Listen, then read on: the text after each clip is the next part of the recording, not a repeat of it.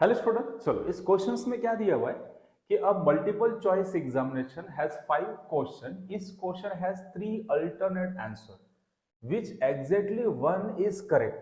The probability that a student will get more or 4 correct answer just by guess.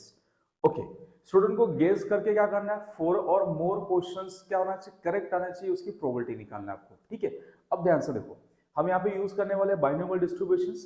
तो binomial distributions में हमारे पास formula क्या है कि p of your x is equal to ncx p raise to x and q raise to n minus x।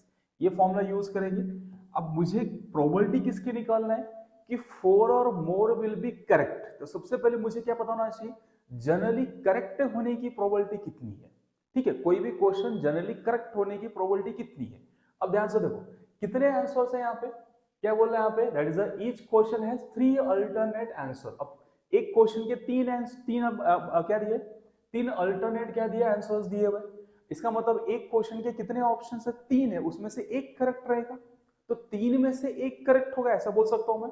तो यहाँ पे जनरल प्रोबेबिलिटी जो आएगा, मैं इसको बोल सकता हूं कि जनरल प्रोबेबिलिटी कितना आएगा, इस 1/3, 1 out of 3 should be correct.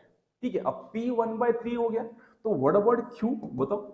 इस 1 माइनस P होता है, इस 1 माइनस 1/3 इज 2/3। चलो पहले क्लियर हो गया। अगर बाइनोमियल डिस्ट्रीब्यूशन से क्वेश्चन सॉल्व करना है तो आपके पास P और Q होना चाहिए। अब P और Q क्या होता है, P क्या होता है, जिसके लिए आप प्रोबेबिलिटी निकाल रहे हो उसकी जनरल प्रोबेबिलिटी। हम क्वेश्चन करेक्ट होने की प्रोबेबिलिटी निकाल रहे हैं, तो जनरली करेक्ट होने के चांसेस कितने हैं। तो एक क्वेश्चन में 3 ऑप्शन है, 3 में से कोई एक करेक्ट रहेगा, तो करेक्ट होने के चांसेस कितने हैं, 1/3। P मिल गया, Q कितना आएगा, 1 माइनस P, तो 1 माइनस 1/3 कितना होगा, 2/3। अब मुझे क्या निकालना, प्रोबेबिलिटी निकालना क्या, आउट ऑफ 5 क्वेश्चन में से 4 और मोर क्वेश्चन करके चाहिए। इसका मतलब n कितना है, n is your how much, 5। चलो n 5 मिल गया।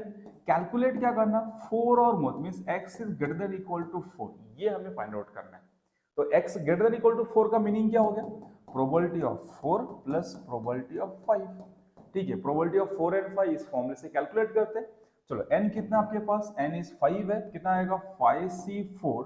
p कितना है आपके पास 1/3, 1/3 रेस टू कितना आएगा 4, एंड 2/3 कितना 2/3 raise to 5 minus 4 plus 5c5। p5 मतलब यहाँ पे x कितना 5 लेंगे, तो 5c5 is 1/3 raise to 5 and 2/3 raise to 5 minus 5। ठीक है, अब इसको सिंप्लीफाई कर देते हैं। 5c4 का वैल्यू कितना होता है 5। अब देखो ये एनसीआर से आपको कैलकुलेट कर लेना।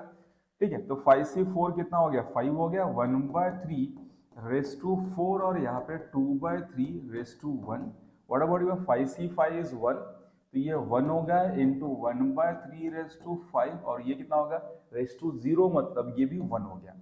तो फाइनली कितना आ रहा है, देखो यहाँ पे 1/3 रेस टू 4 और यहाँ पे 2 रेस डिवाइड बाय 3, तो ये कितना होगा 3 रेस टू 4 और 3 रेस टू 5, और ये 5 2 जा 10, तो 10 डिवाइड बाय 3 रेस टू 5, और यहाँ पे 1 divide by 3 raise to 5, means total is 11 divide by 3 raise to 5।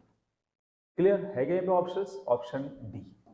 ठीक है, ऐसे क्वेश्चन में सिंपल सिर्फ क्या ध्यान रखना है कि अगर आप प्रोबेबिलिटी डिस्ट्रीब्यूशन से क्वेश्चन को सॉल्व कर रहे हो तो सबसे पहले P और Q निकालो, और P और Q क्या होता है, जिसके लिए आप प्रोबेबिलिटी फाइंड आउट कर रहे हैं उसकी जनरल प्रोबेबिलिटी।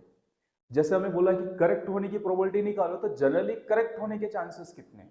कोई भी क्वेश्चन जनरली करेक्ट होने के जो चांसेस रहेंगे उसको P बोलेंगे। और यहाँ पे क्या था, एक क्वेश्चन के 3 ऑप्शंस है, तो 3 में से कोई एक करेक्ट रहेगा, तो P कितना है 1/3। P मिल गया, Q मिल जाएगा, N आपके पास क्वेश्चन में मेंशन किया है, प्रोबेबिलिटी कितना निकालना है उसको लिखो, इस फॉर्मूले से फाइंड आउट कर लो। चलो समय सभी को, थैंक यू फॉर वॉचिंग।